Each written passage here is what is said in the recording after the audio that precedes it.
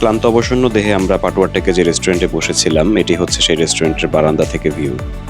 এবার ফিরতি পথে যাত্রা শুরু হলো। মনে হচ্ছিল যে শরীর আর চলবেই না, এত পরিশ্রম হয়েছে। কিন্তু কিসের কি, গাড়িতে উঠে আমাদের সব ক্লান্তি আবার দূর হয়ে গেল।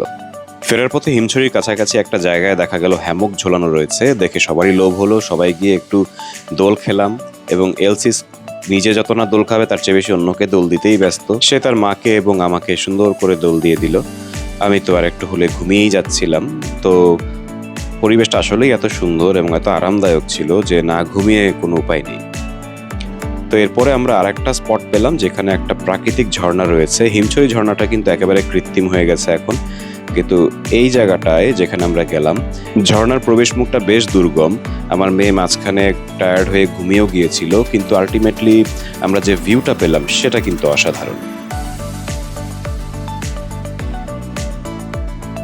এই ঝর্ণাটিকে আমার মনে হয়েছে প্রকৃতির অদ্ভুত এক নৈসর্গিক সৌন্দর্য, এবং এর চারপাশটা যদি আমরা তাকাই নিজেকে অনেক ক্ষুদ্র মনে হবে। চারপাশে উঁচু পাহাড়, মাঝখানে আপনি সরু একটি রাস্তা, গা ছমছমে ব্যাপার। ফিরে এলাম হোটেলে এবং আমার মেয়ে বারান্দায় দাঁড়িয়ে সূর্যাস্ত দেখছে। চমৎকার একটি সূর্যাস্ত ছিল সেদিন সন্ধ্যায়। রাতে আমরা খেতে গেলাম স্যান্ডি নামের একটি সিসাইড রেস্টুরেন্টে। সেখানে আমরা সি ফুড খেলাম বিভিন্ন ধরনের। 2000 years later. পরদিন সকালে আমরা হোটেলেই বেশিরভাগ সময় ছিলাম। পুলে অনেকটা সময় কাটিয়েছি, রুফটপেও কাটিয়েছি। এরপরে দুপুরে লাঞ্চ সেরে দেখা গেল সবাই আবারও টায়ার্ড হয়ে পড়েছে। দেখুন এক একজনের অবস্থা। বিকালবেলা আমরা চলে গেলাম দরিয়ানগরে প্যারাসেলিং পয়েন্টে, এবং এখানে সিনথিয়া, সে খুবই ভয় পাচ্ছিল, কিন্তু সে অবশেষে প্যারাসেলিং করতে সক্ষম হলো।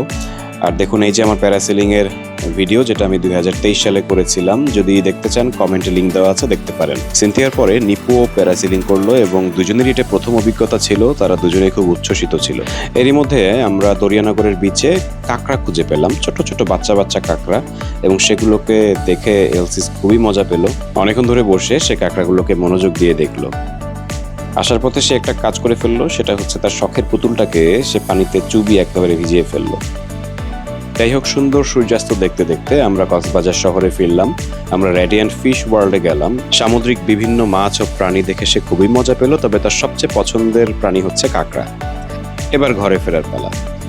পরবর্তীতে কোনো এক সময় আরেকটি ট্রাভেল ব্লগ নিয়ে হাজির হব আপনাদের সামনে। সে পর্যন্ত সবাই ভালো থাকুন।